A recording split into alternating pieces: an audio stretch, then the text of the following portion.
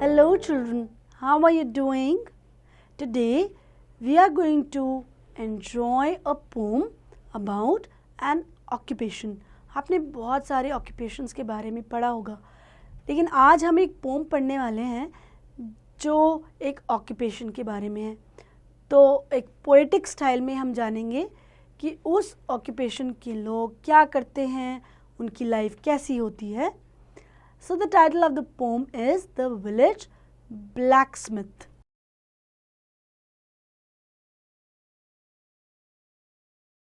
Children, maybe some of you have seen a blacksmith working in his workplace. If you haven't, then go through this poem to learn more about him. Blacksmith होता है लोहार जो लोहे की चीज़ें बनाता है. So let's start. Under a spreading chestnut tree, the village smithy stands. The smith, a mighty man is he, with large and sinewy hands, and the muscles of his brawny arms are strong as iron bands. So here the poet tells us that एक chestnut tree है, उसके नीचे एक village में usually एक smithy होती है, यानी वो जगह लोहार की जहाँ वो अपना काम करता है. और क्योंकि बहुत ही मुश्किल काम होता है, इसलिए जो ये लोहार है, जो ब्लैकस्मिथ है, उसकी स्ट्रॉन्ग मसल्स होती हैं, ब्रॉनी आर्म्स होते हैं, मस्कुलर हैंड्स यानी सिन्यूई हैंड्स होते हैं. और उसका कंपैरिजन दिखाया है, वो इतने स्ट्रॉन्ग होते हैं मानो आयरन के बैंड्स यानी लोहे के बैंड्स की तरह. His here is crisp and black and long. His face is like the tan. His bow is wet with honest sweat. He earns whatever he can and looks the whole world in the face, for he owes not any man. तो ये जो blacksmith है, ये कैसा है?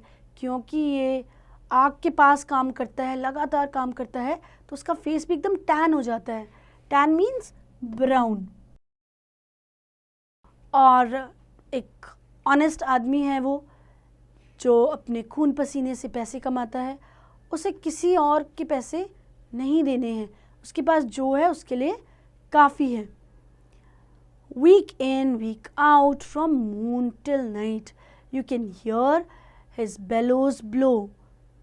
You can hear him swing his heavy sledge, like a sexton ringing the village bell when the evening sun is low, with measured beat and slow. तो ये blacksmith लगातार काम करता रहता है सुबह से लेकर शाम तक, और आप क्या सुनते रहते हैं? उसकी बेलोज़ की आवाज़. बेलोज़ एक चीज़ होती है जिससे कि आप लोहे को बीट करते हैं, एक हथौड़े की तरह, और वो आवाज़ लगातार गांव में आती रहती है. जैसे एक विलेज में जो चर्च होता है उसकी जो बेल रिंग करता है सेक्सटन, लाइक दैट आप ब्लैकस्मिथ के काम की भी आवाज़ सुनते रहते हैं, जहाँ जो उसका हैवी स्लेज है, जो उसका हथौड़ा है, वो उसे ऐसे घुमाता है.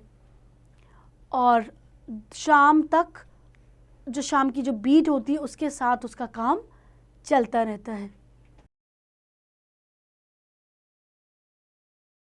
And children coming home from school look in at the open door.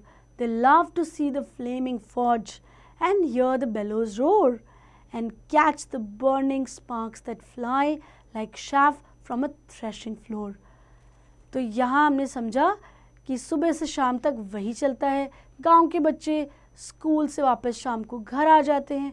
रास्ते में उन्हें पसंद है वही लंबी लंबी लपटें देखना, उसी ब्लैकस्मिथ को उसी तरह काम करते हुए देखना रोज़.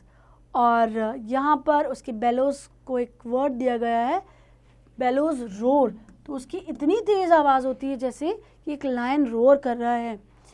और वो बच्चे रोज़ यही सीन देखते हैं कि कैसे वो एक ब्लैकस्मिथ अपनी दिनचर्या में काम करता है. So this was a wonderful poem by Henry W Longfellow about the life of a blacksmith. Wasn't that wonderful to know about somebody through a poem? Oh yes, indeed.